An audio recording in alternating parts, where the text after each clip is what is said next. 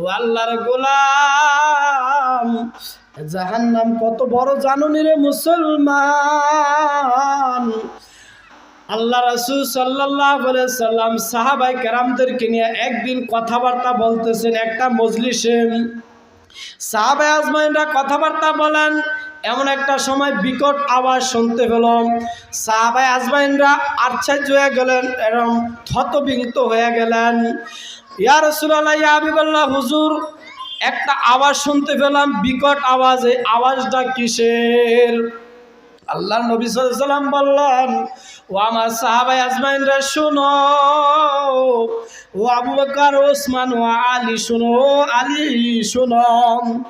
এই যে একটা বিকট আওয়াজ শুনতে পেলাম, ৭০,০০০ বছর আগ থেকে জাহান্নামের তলদেশ থেকে একটা পাথর নিক্ষেপ করা হয়েছিল। ওই পাথরটা যেতে যেতে যেতে যেতে যেতে যেতে ৭০,০০০ বছর পর আজকে যায়া ঠেকছে। ওই যে যায়া ধাক্কা খাইছে, ওই ধাক্কার আওয়াজটা সারা বিশ্বের মানুষ শুনতে পেল। তাহলে জাহান্নামটা কত বিশাল আকারে। ৭০,০০০ বছর যদি একটা পাথর যদি ঢিল যদি মারা হয়, ওইটা যাইতে যাইতে যদি ৭০,০০০ বছর লাগে, তাহলে জাহান্নামের গভীরতাটা কত বেশি, কত ভয়ঙ্কর জাহান্নাম, গভীরতা কত। এই জন্য ফিহা খতাতিফ ওয়া কালালিম হাসকুন, আল্লাহর নবী বলেন, জাহান্নামীরা যখন যাইতে থাকবে, এরকম নাফরমানরা এরকম দরিয়া হেসরা জাহান্নামের ভিতরে ফেলে দিবেন। আল্লাহর নবী আলাইহিস সালাম বলেন, ইন্নাকুম মাহশুরুনা ইয়াউমাল কিয়ামাতি হুফাতান উরাতান গুরলাম। হাশরের ময়দানটা এমন একটা অবস্থান হবে, পুরুষ এবং মহিলা সবাই ল্যাংটা উলঙ্গ হয়ে দৌড়াইতে থাকবে। কি ল্যাংটা, কোনো কিছুই থাকবে না। আম্মা জান আয়েশা রাদিয়াল্লাহু তাআলা আনহা বলেন, ইয়া রাসূলুল্লাহ, ইয়া হাবিবাল্লাহ, হুজুর, দুনিয়ার জমিনে মানুষ লেবাস পরিধান করে, এটা একটা শরমের ব্যাপার, কিন্তু আপনি যে বলছেন যে হাশর ময়দানে সবাই উলঙ্গ হইয়া যাইবে, সেখানে তো মহিলারাও থাকবে, নারীরা থাকবে, থাকবে কিনা বলেন? তাইলে পুরুষ এবং মহিলা সবাই যদি উলঙ্গ হইয়া যায়, তাহলে এটা শরমের ব্যাপার কিনা বলেন? আল্লাহ রাসূল সাল্লাল্লাহু আলাইহি সাল্লাম বলেন, আয়েশা রে,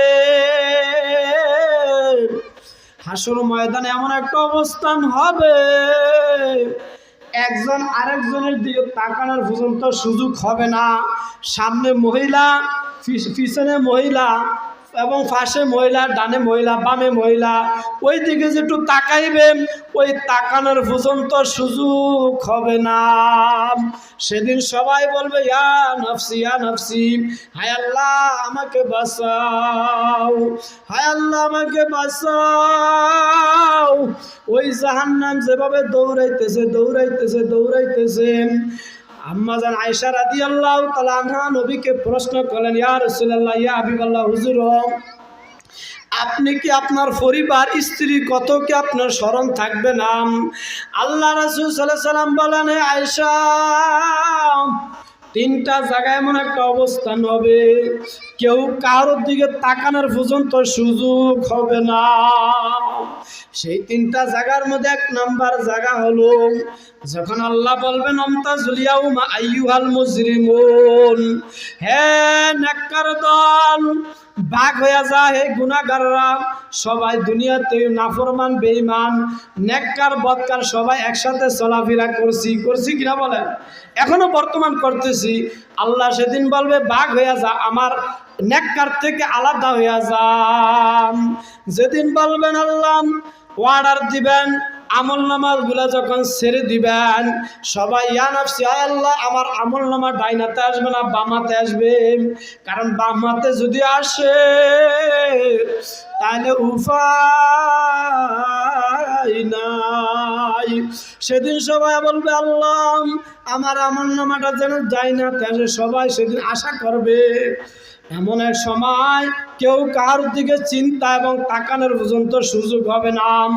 আরেকটা জায়গা হলো আমার রাসূল বলেন, হে আয়েশা শোনো, যখন সমস্ত মানুষের আমল নামাগুলো ওজন করা হবে, মিজানের পাল্লা যখন ওজন করা হবে, ওই সময় সবাই ব্যস্ত থাকবে, হায় রে আমার আমলের স্তূপটা ভারী হবে না হালকা হবে, আমার আমলের ওজনটা হালকা হবে না ভারী হবে। সবাই তো সেদিন বলবে, আল্লাহ আমার আমলের স্তূপটা, আমার আমল নামাটা ভারী করিয়া দাও। যদি হালকা হইয়া যায়, ফেরেশতারা কিন্তু ওয়ার্ডার আছে, ফেরেশতারা ধরিয়া ডান্ডা ভরিয়া জাহান্নামের দিকে নিয়ে যাইবে। আরেকটা জায়গা হলো ফুলসিরাত। ওই ফুলসিরাতটা কেমন? আল্লাহ নবী সাল্লাল্লাহু আলাইহি সাল্লাম বলেছেন, চুলের চেয়েও চিকন, তলোয়ার চেয়েও ধারালো। চুলের চেয়েও চিকন, তলোয়ার চেয়েও ধারালো, এমন একটা ফুলসিরাত। ওই ফুলসিরাত যদি পার হতে চাও, আমার মালিকের 5 ওয়াক্ত নামাজ পড়া লাগবে। লাগবে কিনা বলেন? লাগবে। আল্লাহ রাসূল সাল্লাল্লাহু আলাইহি সাল্লাম ঘোষণা দিয়া বলেন, যে ব্যক্তি 5 ওয়াক্ত নামাজ গুরুত্ব সহকারে আদায় করবে, 5 ওয়াক্ত নামাজ যে ব্যক্তি গুরুত্ব সহকারে আদায় করবে, দুনিয়ার জমিনে মানুষ রিজিকের জন্য দৌড়ায় পেরেশানি, আল্লাহ তাআলা রিজিকের ব্যবস্থা করে দিবেন। কবরে জগতে যখন যাবেন, 5 ওয়াক্ত নামাজওয়ালাকে আমার আল্লাহ তাআলা এরকম কবর আযাব থেকে মুক্তি দিয়া দিবেন। কিয়ামতের ময়দানে যাবেন, কিয়ামতের ময়দানে আমলনামা ডাইন হাতে চলিয়ে আসবে। 5 ওয়াক্ত নামাজের বিনিময়ে আমার আল্লাহ রব্বুল আলামিন এরকম বিনা হিসাবে জান্নাতের মালিক বানিয়ে দিবেন। লা খাউফুন আলাইহিম ওয়ালা হুম ইয়াহজানুন। আল্লাহ বলেন, সেদিন তোমাদের কোনো ভয়, কোনো পেরেশানি কিছুই থাকবে না।